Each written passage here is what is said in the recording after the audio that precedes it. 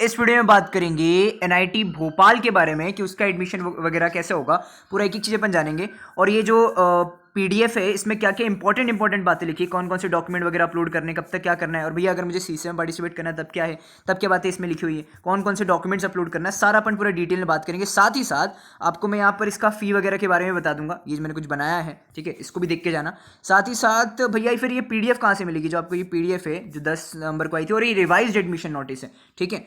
तो भैया ये पीडीएफ वगैरह कहाँ से मिलेगी, तो देखिए आप इसकी वेबसाइट पर आ जाइए, जो मैनेट भोपाल है उसकी वेबसाइट पर आ जाइए, ठीक है, manet.ac.in/admission सेक्शन वाली वेबसाइट पर आ जाइए। मतलब आप सिंपली गूगल सर्च करना मैनेट भोपाल, और उसको सर्च करने के बाद होम पर फिर एकेडमिक्स में, और एकेडमिक्स में एडमिशन एंड रजिस्ट्रेशन, मतलब ये जो एकेडमिक्स है, एकेडमिक्स में जब क्लिक करोगे तो एडमिशन एंड रजिस्ट्रेशन का लिखा है, उस पर क्लिक करना तो तुम्हारे पास ये वाला पेज ओपन हो जाएगा। इस पेज पर आ जाना।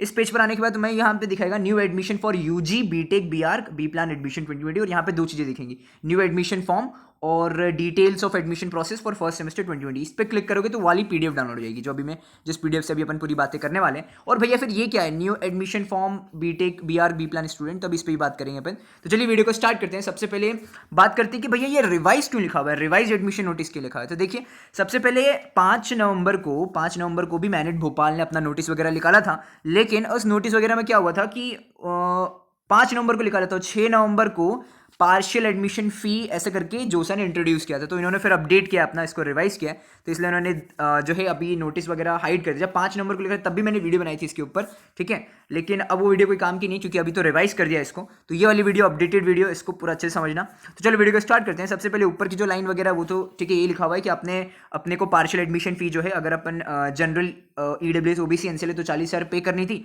और 20,000 पे करनी थी एससी एसटी पीडब्ल्यूडी को, ठीक है। ये 9 से 13 नवंबर के बीच में अपने को पे वगैरह करनी थी, तो वो आपने कर लिया होगा। इसके बाद फिर अगर बात करें कि अगर वो आप नहीं पे करते तो यहाँ साफ साफ लिखा है कि कैंसिलेशन ऑफ सीट भी हो सकती है। अब यहाँ पे दो कैटेगरी जो इन्होंने अच्छे से एक्सप्लेन कर दिया कि ए और बी कैटेगरी। अभी ए क्या है भैया, तो ए उनके लिए जो सीसेब में पार्टिसिपेट नहीं करना चाहते हैं, नॉट का केस लिखा है, और बी वो हैं जो सीसेब में पार्टिसिपेट करना चाहते हैं। मान लो उनको एनआईटी भोपाल में फॉर एग्जांपल एनआईटी भोपाल में मैकेनिकल मिल गई है, और वो चाहते हैं कि एक बार सीसेब में इलेक्ट्रिकल भी मिल जाए मुझे, ठीक है। तो उनके लिए अगर ऐसा सीन है तो उनको 25 से 30 नवंबर के बीच में अपना जो है प्रोसेस वगैरह करना है। और जो ये स्टूडेंट है जो बिल्कुल सेटिस्फाइड अपनी सीट से, मान लो एनआईटी भोपाल में उनको कंप्यूटर साइंस मिल गई और फुल्ली सेटिस्फाइड अपनी सीट से, तो उनके लिए क्या प्रोसेस वगैरह है, तो वो ये है 21 नवंबर से पहले उनको प्रोसेस वगैरह करनी है, ठीक है। अभी 21 नवंबर क्या डेट है भैया, कुछ एक डेट तो नीचे 26 नवंबर भी लिखी हुई है, तो वो दोनों डेट्स क्या है, तो देखो नीचे आप देखोगे तो यहाँ पर 26 नंबर वाली भी डेट लिखी हुई है। तो 26 नवंबर क्या है भैया, कहाँ गई वो 26 नंबर, ये देखिए 26 नंबर डेट क्या है, ठीक है। तो देखिए अभी जितनी भी बातें यहाँ पर होगी ना, वो एक कैटेगरी स्टूडेंट के लिए ही होगी, ठीक है, जो मतलब अपनी सीट से फुल्ली सेटिस्फाइड है और सीसे वगैरह में नहीं जाना चाहते हैं, ठीक है। तो ये है एक कैटेगरी स्टूडेंट था। All those candidates who have deposited the partial admission fee and not willing to participate for CSAB special round required to follow the following procedure for online admission at MANIT Bhopal before 21 November 2020। तो अभी 21 November 2020 से पहले आपको एक काम करना है, ठीक है, और दूसरा काम भी है जो 26 नवंबर से पहले करना है। वो दोनों काम क्या है उस पर भी बात कर लेते हैं अपन। तो देखो जो 21 नवंबर से पहले है ना, वो आपको जो है वो ऑनलाइन डॉक्यूमेंट्स अपलोड करने हैं, ठीक है। और जो 26 नंबर है वो आपको स्पीड पोस्ट का दिया हुआ है कि स्पीड पोस्ट से पहले पहुंचनी चाहिए। इस चीज़ पर अच्छे से बात करेंगे। तो ये आपको मैंने पहले समझा दी दोनों चीज़ें कि 21 नवंबर ये जो अपन जो भी पीडीएफ में जो भी बातें होंगी वो किन के लिए होगी, जो अपनी जो सीट से फुल्ली सेटिस्फाइड हो, सीसे में पार्टिसिपेट नहीं कर रहे हैं, ठीक है, उनके लिए बातें होंगी। और जो सीसे में पार्टिसिपेट कर रहे हैं भैया फिर उनके लिए, तो उनके लिए बातें लिखी हुई कि the notice of which will be uploaded on institute website separately. तो उनके लिए एक ऐप सेपरेटली एक नोटिस वगैरह निकाल दिया जाएगा जब सीसेब जो है वो खत्म हो जाएगा दोनों राउंड, तब वहाँ पर नोटिस वगैरह आपके लिए निकाल दिया जाएगा। तो अभी आपको लोड लेने की जरूरत नहीं है। अभी पहले इन स्टूडेंट की अपन बात कर लेते हैं, एक कैटेगरी के जो सीसे में पार्टिसिपेट नहीं करना चाहते और मैनेट भोपाल की सीट से खुश हैं और अपना एडमिशन वगैरह जो है वो लेना चाहते हैं, सेटिस्फाइड है और एडमिशन वगैरह लेना चाहते हैं। तो भैया प्रोसीजर क्या है फिर एडमिशन का। तो सबसे पहले आपको क्या करना है, अपनी जो मैनेट भोपाल की जो वेबसाइट है manetcampus.com वाली वेबसाइट पर जाना है अपने को, और यहाँ पर आपको दिखेगा जो भी मैंने बता रहा था, सबसे पहला new admission form for session 2021, ठीक है। ये जो मैं आपको बता रहा था कि अपन यहाँ क्रोम पे गए थे और यहाँ पर अपन ने जो देखा था, सबसे पहला जो देखा था, इसको साइट लोड होने देते, सबसे पहला जो अपने देखा था ये new admission form for BTech BR B plan student. तो इस पर आपको क्लिक करना है, ठीक है। जैसे मैं क्लिक करके जाता हूँ, जैसे आप इस पर क्लिक करेंगे तो एक नई पेज ओपन होगी, और यहाँ देखो क्या क्या चीज़ें मांग रहा है आपसे, ठीक है। यहाँ कुछ इंस्ट्रक्शन वगैरह लिखे हुए हैं, ठीक है, इंस्ट्रक्शन वगैरह आप लिखे हुए हैं, इसको पढ़ सकते हो। और यहाँ पर क्या क्या मांग रहा है कि अप्लाई फॉर डिग्री वगैरह मांग रहा है, तो यहाँ पर आप सिलेक्ट कर लेना अप्लाई फॉर डिग्री में, और यहाँ पर अप्लाई फॉर डिग्री में आप बीटेक वगैरह सिलेक्ट करना। और भैया फिर ये यूजर आईडी क्या डालना है, तो यूजर आईडी के लिए आपके लिए बोला है कि अगर आप इंडियन है तो यूजर आईडी आपको ऑल इंडिया रैंक डालनी है अपनी, ठीक है, जो अपनी CRL रैंक है उसको यहाँ पर डालना है और डेट ऑफ बर्थ वगैरह डाल देना। इसके बाद ये प्रोसेस वगैरह कंप्लीट कर लेना, ठीक है। इसके बाद भैया फिर ये तो हो गया, हमने न्यू एडमिशन फॉर्म भर दिया, ठीक है, उसको क्लिक वगैरह करके भर दिया। अब आगे क्या करना है, तो देखो अगर आप जनरल OBC EWS कैंडिडेट से और आपकी फैमिली इनकम 5 लाख से ज़्यादा है तो आपको 6,527 रुपये भरने। भैया क्यों 6,527 रुपये, इतने कम क्यों? तो इसके लिए अपन ये जो मैंने बनाया ना ये फीचर, इसको देख के जाना, इसमें पूरा समझा दिया है कि किसको कितने SC ST PWD तो कितना पे करना है, OBC जनरल EWS और फैमिली इनकम 1 लाख से कम है तो कितना क्या पे करना है, इस पर अपन थोड़ी देर पे आएंगे। अभी ये समझ लो कि जिनकी 5 लाख से ज़्यादा इनकम है और अगर जनरल OBC EWS है तो इनको 6,527 रुपये पे करने हैं, और इनको छोड़कर, ठीक है, मतलब जो ये 5 लाख से इनकी कम इनकम है उनको तो 1 भी रुपये पे नहीं करना, अभी बात करेंगे उस चीज़ पर। लेकिन ये 5 लाख से ज़्यादा इनकम है उनको 6,527 रुपये पे करने, 6,527 पे करने SBI कलेक्ट के through, and fill the details in the admission form and also send the copy of it along with other documents. तो ये है कि मतलब आपने जब एडमिशन फॉर्म भरोगे ना, ये new admission form for session 2021, तो उसकी कॉपी वगैरह भी आपको भेजनी है डॉक्यूमेंट्स के साथ, ठीक है। अब ये इन्हीं स्टूडेंट्स को भेजनी है जो इन कैटेगरी स्टूडेंट है, ठीक है, जनरल OBC EWS कैंडिडेट्स जिन्होंने 5 लाख से इनकी ज़्यादा इनकम है उनको ये सारी चीज़ें भेजनी है, ठीक है। एडमिशन फॉर्म, और एडमिशन फॉर्म आपको एडमिशन फॉर्म तो सभी को भेजना है, लेकिन इनके लिए बोला है कि आपको इस चीज़ का भी भेजना है, 6,527 जो आपने पे किया उस चीज़ का भी आपको भेजना है। और बाकी जो स्टूडेंट है इस कैटेगरी के स्टूडेंट को उनको 1 भी रुपये पे नहीं करना, बताऊंगा कैसे नहीं पे करना है, उस चीज़ को भी अपन समझेंगे।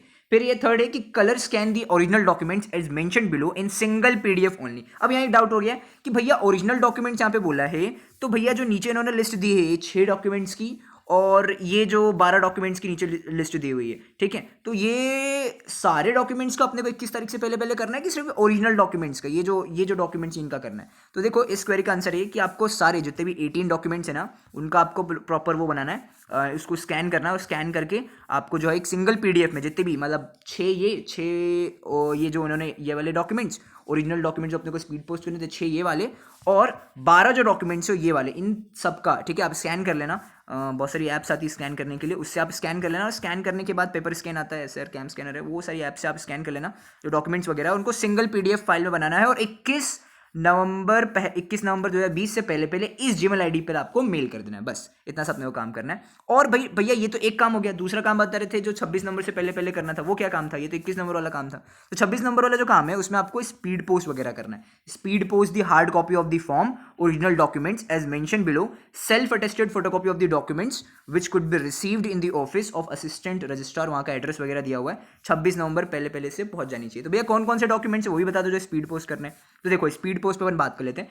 तो जो स्पीड पोस्ट डॉक्यूमेंट्स करने हैं वो आपको ये सारे डॉक्यूमेंट्स करने हैं, ठीक है। ये जो 12 डॉक्यूमेंट्स हैं, नीचे आप देखोगे 12 डॉक्यूमेंट्स है, वो आपको स्पीड पोस्ट करने हैं। साथ ही साथ, ठीक है, इनकी तो आपको फोटोकॉपी वगैरह करनी है, अपना 10th का ओरिजिनल मार्कशीट नहीं देना है, ठीक है। इनकी जो फोटोकॉपी जो भी ये 12 डॉक्यूमेंट्स हैं ना, इनकी आपको फोटोकॉपी जो है स्पीड पोस्ट करनी है। और भैया ओरिजिनल फिर कौन सा अपने को स्पीड पोस्ट करना है? तो ओरिजिनल अपने को ये 6 डॉक्यूमेंट्स है ओरिजिनल करना है, ठीक है। तो 6 ओरिजिनल हो गए अपने। अगर अपन देखो PDF की बात करें थे, जो अपने को PDF अपलोड करनी थी वो ईमेल आईडी पे, वो क्या करना था उसको समझ लो। तो उसको क्या करना था, उसको आपको 6 + 12 डॉक्यूमेंट्स, ठीक है ना, कलर मतलब प्रॉपर इसको स्कैन करके आपको अपलोड करना था। तो भैया फिर स्पीड पोस्ट कौन सा करना था? स्पीड पोस्ट भी 6 + 12 ही करना है।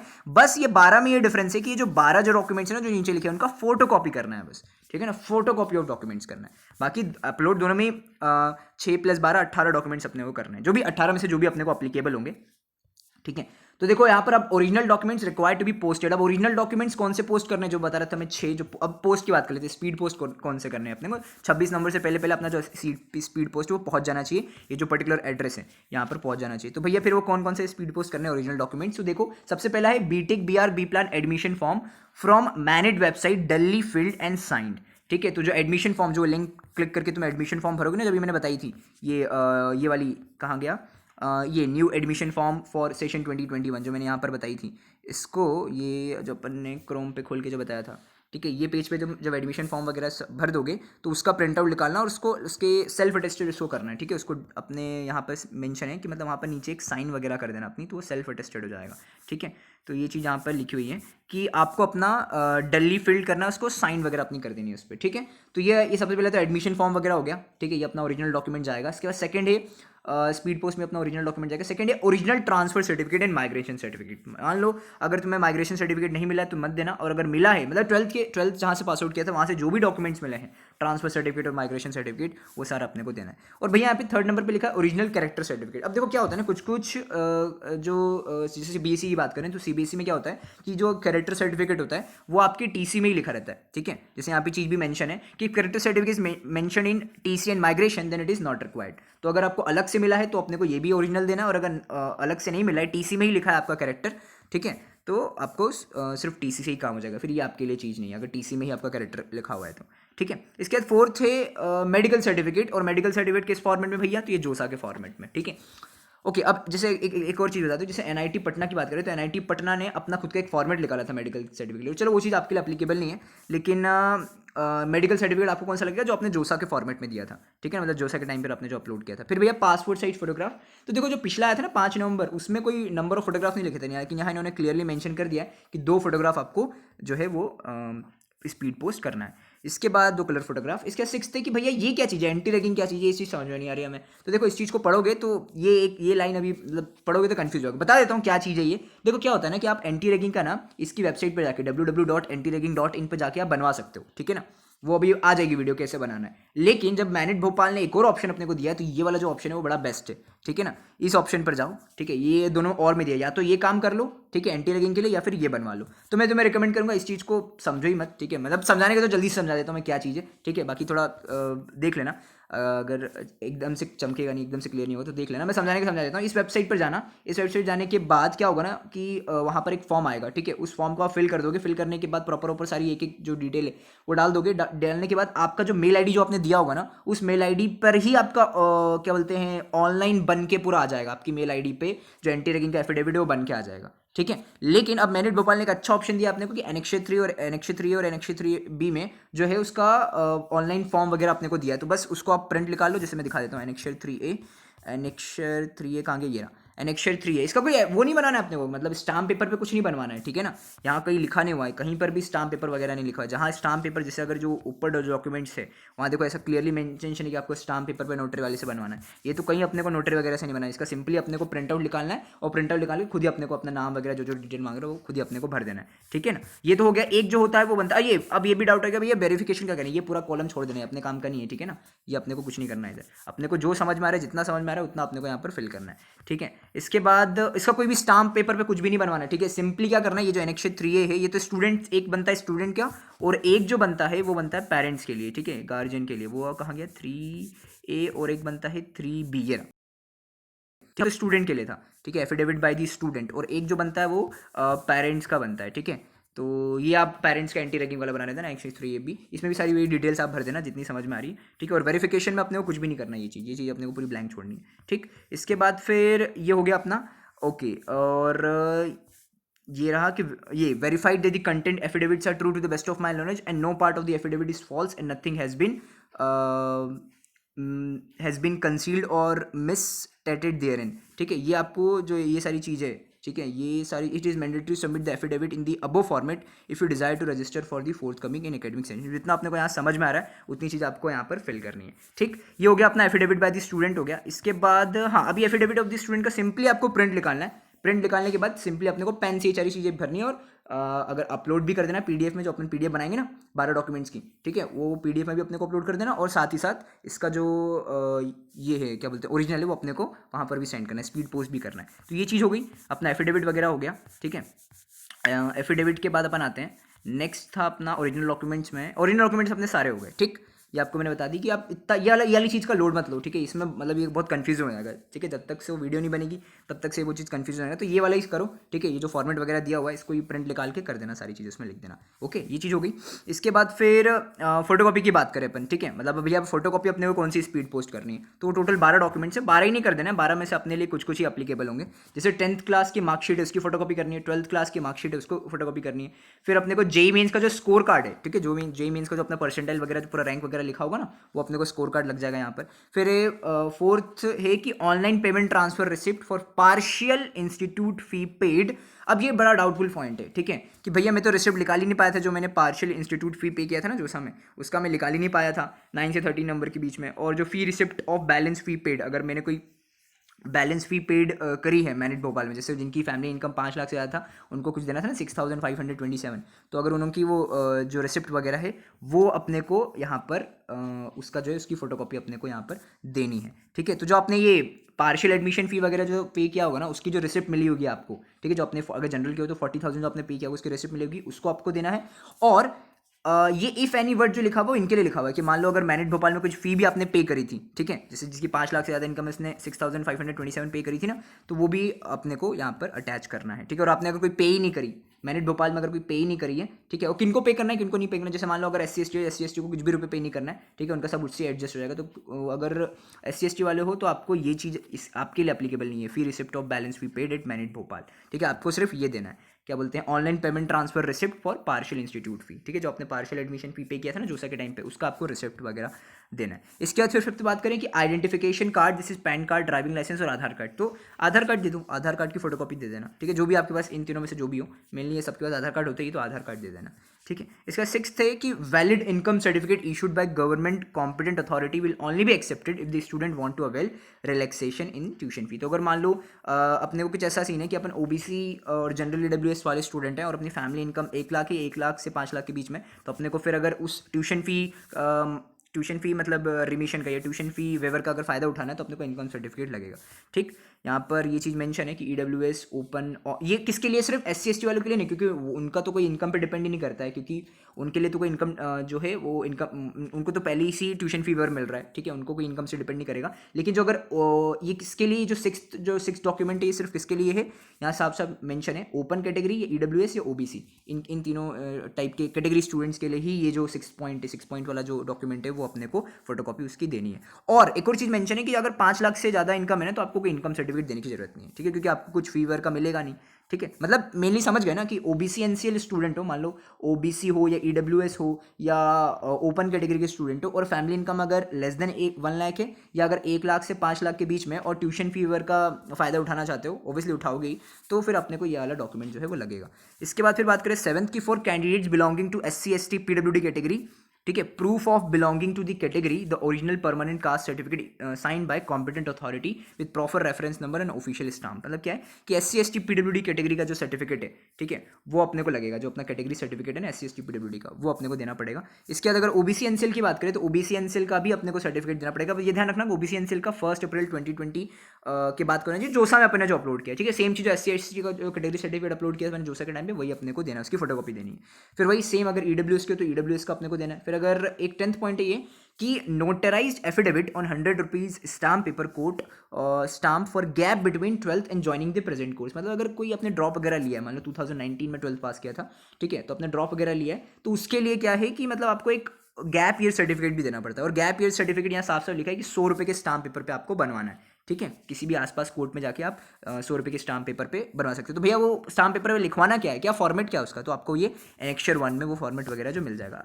देख लेते हैं अपन एनेक्चर 1 में, ये देखो ये सारी चीज़ अपने को उस 100 रुपये के स्टाम्प पेपर पे नोटराइज करानी है। ठीक है, नोटराइज एफिडेविट बनवाना है अपने को। मतलब कुछ नहीं, इसका तुम इसका प्रिंट आउट ले जाना और प्रिंट आउट ले जाना और उनको दे देना, जो वहाँ पर जो एडवोकेट होगा उनको दे देना और बोल देना कि मेरे को इसका वो बनवाना है, क्या बोलते हैं, एफिडेविट बनवाना है गैप ईयर का। तो ये पूरा वो टाइप कर देगा और यहाँ पर सारी चीज़ें आपकी लिख देगा।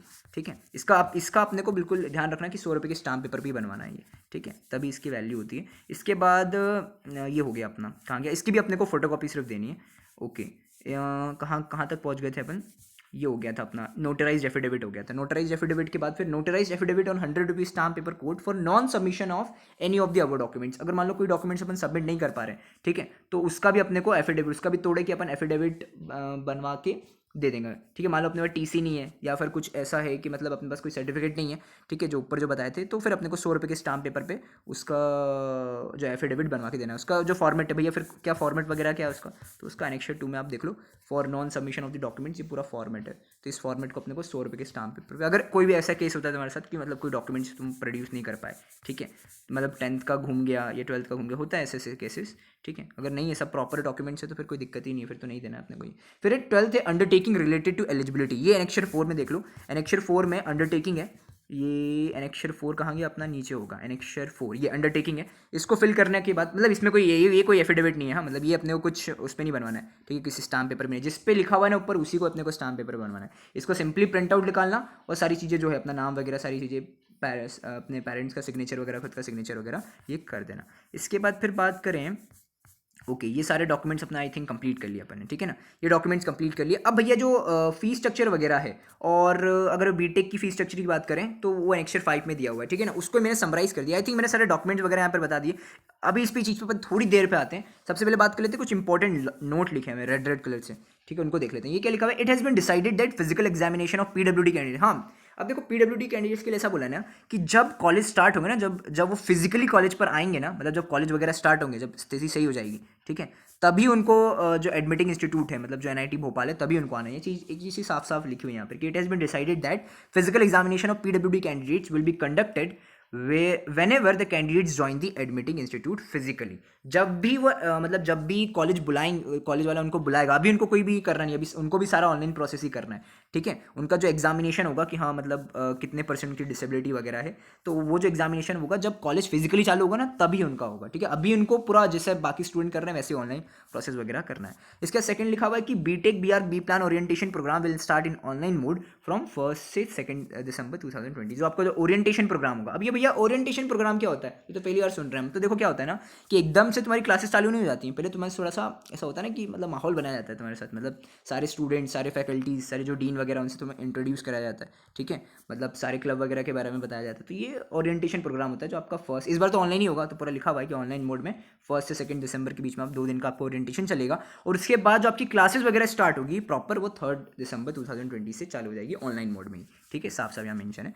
इसके बाद फिर आई थिंक इसके बाद तो सारे एफिडेविट दिए हुए हैं, ठीक है, मतलब वो जो अपने फॉर्मेट वगैरह दिए हुए हैं। आई थिंक यहाँ पर काम की चीज़ अपन ने कर ली बात जो थी, ठीक है, आई थिंक सारी काम की चीज़ बात कर ली। अब बात कर लेते हैं, हाँ ये भैया ये सबमिट वगैरह का भी बता दिया ना मैंने कि पीडीएफ वगैरह आपको 21 नवंबर से पहले पहले भेजनी है। और भैया किसकी पीडीएफ बनानी, तो पूरा अपने को 6 डॉक्यूमेंट्स प्लस 12 डॉक्यूमेंट्स सबका पूरा फोटो खींच के पीडीएफ बना के, एक ही सिंगल पीडीएफ बना के, ठीक है, वो अपने को अपलोड करना है। और भैया फिर 26 नवंबर कौन सी डेट है, तो 26 नवंबर वो है कि भैया अपने को ये जो ओरिजिनल डॉक्यूमेंट्स हैं और जो एक और जो 12 लिस्ट दी हुई थी फोटोकॉपी ऑफ डॉक्यूमेंट्स, ठीक है, इनको अपने को स्पीड पोस्ट करना है 26 नवंबर से पहले पहले। 2 डेट याद रखना है, 21 नवंबर और 26 नवंबर। किनको करना है ध्यान से, जो सीसेब में नहीं जा रहे हैं उनको ही करना है। सीसेब वालों के लिए अभी 25 से 30 नवंबर के लिए प्रोसेस चलेगा, ये चीज़ का ध्यान रखना, ठीक।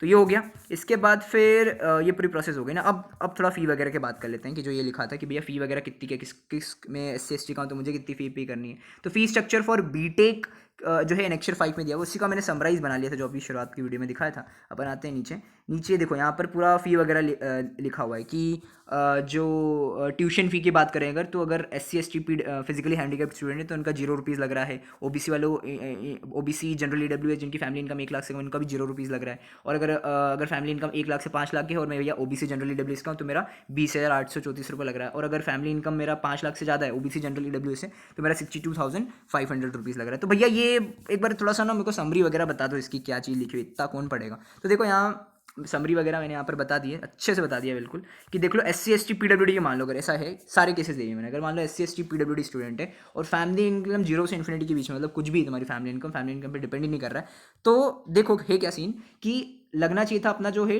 जो अपना जो टोटल पैसा है वो 17,027 रुपीज़ लगता फर्स्ट सेमेस्टर का।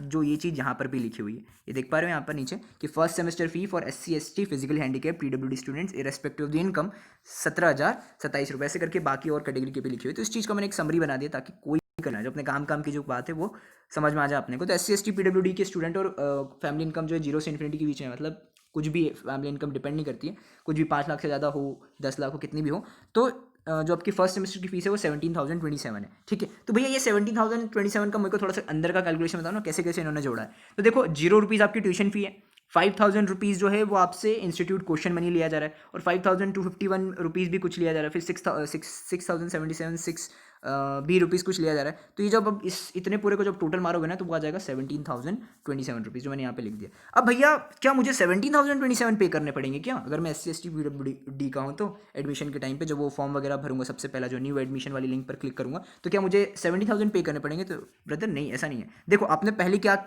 पे कर दिया था, आपने जो है 15,000 जो है वो सीट एक्सेप्टेंस फी पे करी थी जोसा के टाइम पे, ठीक। तो अब देखो उस 15,000 में से तो 2,000 रुपये तो कट जाएंगे, क्यों? क्योंकि वो प्रोसेसिंग फीस ले लेगा जोसा, ठीक है। तो बचे कितने अपने 13,000 रुपये, ठीक है। 13,000 रुपये कहाँ ट्रांसफर हो जाएंगे? मैनेट भोपाल के अंदर ट्रांसफर हो जाएंगे, जो मतलब जो भी अलॉटेड इंस्टीट्यूट है वहाँ पर ट्रांसफर हो जाएंगे, ठीक। तो जो ये 13,000 रुपीज़ है वो तो ये हो गए, मतलब वो 15,000 माइनस 2,000, 15,000 मैंने सीट एक्सेप्टेंस फी पे किया था और 2,000 मेरा प्रोसेसिंग फीस कट गया जो सर ने ले लिया। तो बच्चे कितना मेरा 13,000 रुपये, 13,000 तो ये हो गया भैया। और जो 20,000 रुपये वो मैंने किया पार्शियल एडमिशन फी पे कर दिया। तो भैया ये 13,000 रुपये और 20,000 रुपये ये तो लेस होने चाहिए ना। ये जो फीस है, जो प्लस, मैंने प्लस का मतलब है कि इतना अपने को पे करना था, और या माइनस का मतलब है कि मतलब भैया इतने तो मेरे कम होने चाहिए, इतना तो मैंने पहले ही पे कर दिया। तो ये जो मैंने 33,000 जो पहले ही पे कर दिया, 13,000 और 20,000, ठीक है। मतलब वो प्रोसेसिंग फीस को अपन काट लें, जो मतलब पे तो तुमने 35,000 किया, प्रोसेसिंग फीस 2,000 को काट लें तो 33,000 ही पे किया ना, 13,000 और 20,000।